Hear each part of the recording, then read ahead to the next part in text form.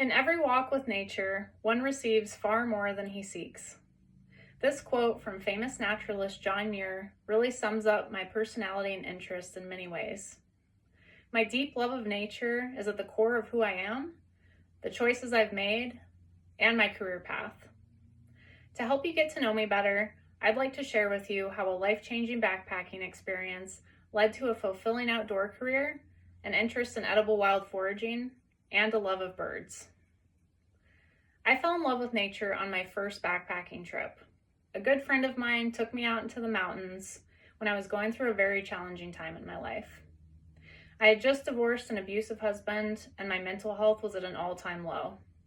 I was incredibly depressed and I wanted to end my life. But after sleeping just one night in the backcountry, I woke up a changed person. I felt calm, peaceful, connected, and for the first time in quite a while, genuinely happy. Nature soothed me in a way that nothing else ever had, and it made me want to live again. After this first trip, I was hooked. I spent all my free time in the mountains, hiking, climbing, and backpacking. It helped me get through this challenging time in my life, and it also helped me realize that I wanted to prioritize my connection with nature for the rest of my life. Fast forward 5 years, and I'm a hiking guide in the Santa Monica Mountains, taking people on 10-mile hikes every morning. After getting some experience in our local mountains, I was able to land a job in Yosemite National Park as a hiking and backpacking guide. It was an incredible dream job. I got to get paid to be in nature and help people reconnect with the healing qualities that had saved my life. Now that I've shared with you my interest in backpacking and how it led to a fulfilling outdoor career, I'd like to share with you my interest in edible wild foraging. Every summer in Yosemite Valley, millions of raspberries grow ripe. I remember the first time I tasted one of them, I was amazed by how much life and vitality and vibrance was in such a small treat. It made me want to seek out other foods that I could forage for. Someone told me about black morel mushrooms and how they only came up for a short time in the spring in previously burnt forested areas. I knew I had to get my hands on some.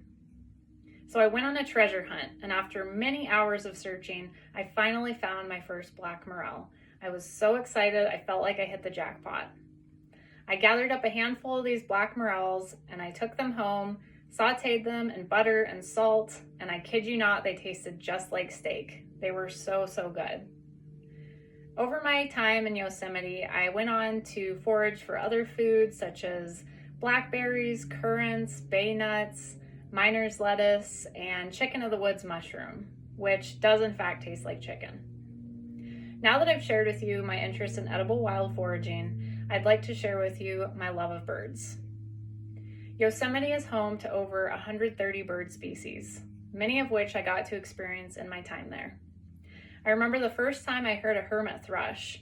I was on a solo backpacking trip, and I thought I was hallucinating because the sound I heard I can only describe as having a shimmery quality to it. When I got home, I researched this, and I found out that hermit thrushes have 2 voice boxes, which allow them to sing 2 different notes at the same time. I was blown away. Shortly after this, I signed up for my first birding weekend, where over the course of just 2 short days, I saw 32 different bird species in Yosemite Valley. I was awestruck by the difference of colors, patterns, sounds, and behaviors in all these birds. Now, everywhere I go, I'm always looking out for what birds are in the area and trying to identify them. As you can tell, my deep love of nature is at the core of who I am and my interests.